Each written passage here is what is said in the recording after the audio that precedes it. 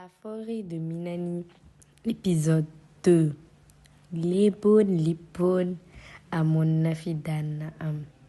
Minani grandit et devient une jeune fille. Minani connaissait par cœur la forêt et elle avait tout appris des animaux. Le temps passa et tout se déroula pour le mieux. Mais la jeune femme que Minani était devenue se posait désormais une question. Pourquoi ne ressemblait-elle pas aux autres animaux présents autour d'elle? Quand elle voyait un reflet dans la rivière où elle se ravitaillait en eau chaque matin, elle s'arrêtait quelques instants pour se regarder. Elle était belle. Elle avait des yeux bridés, un petit nez de hamster, des lèvres pulpeuses, de longues et fines jambes, de petites oreilles et des cheveux crépus. Son teint était noir et luisant, mais plus elle se regardait et plus voyait la grande différence qu'il y avait entre eux. Elle n'avait ni les dents du castor, ni les oreilles du lapin, ni la crinière du lion. Alors d'où venait-elle? Un jour, alors qu'ils mangeaient, elle posa la question à tous les animaux. « Dis-moi, chers amis, pourquoi suis-je différente de vous? Que veux-tu dire, Minani ?»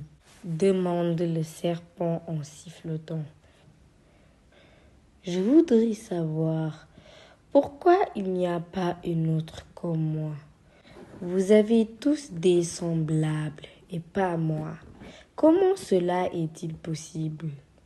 Le tigre qui avait fini son os se redressa et dit dans un grondement.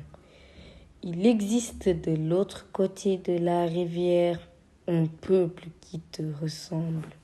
On les appelle les humains. Nous avons fait exprès de t'habituer aux heures auxquelles tu y vas. À cette heure-là, ils ne s'y aventurent jamais. Mais pourquoi vous avez fait cela? S'emporta Minani. Le lion se leva et vint poser sa lourde tête sur ses genoux.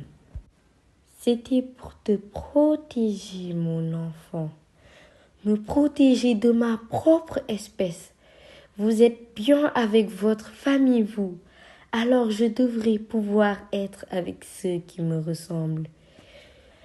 Une grande tristesse dessina l'espace et un à un, avec un regard douloureux, tous les animaux sortirent de la pièce.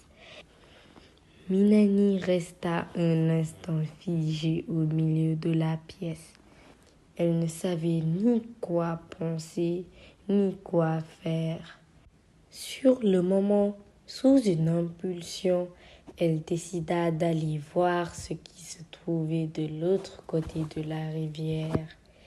Et ainsi qu'elle s'était mise en route avec pour seul bagage un sac en liane tissée, et avança aussi vite qu'elle le put.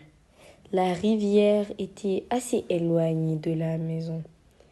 Il fallait marcher plus d'1 heure pour l'atteindre et passer par des chemins sombres et boueux. Ayant bien vu un trou devant elle, et elle y posa le pied. Son pied s'enfonça et elle perdit l'équilibre. Elle arriva tant bien que mal à le sortir de là, puis elle reprit son chemin. Minani arriva à un marais. Elle sauta par-dessus une flaque d'eau. Elle paniqua quand elle sentit ses pieds glisser au fond du trou rempli d'eau sale.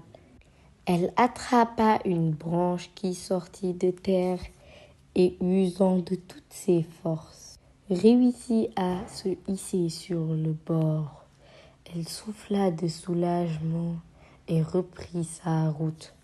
Quand elle passa par une zone sombre, très peu éclairée à cause des grands arbres, elle entendit des bruits étranges.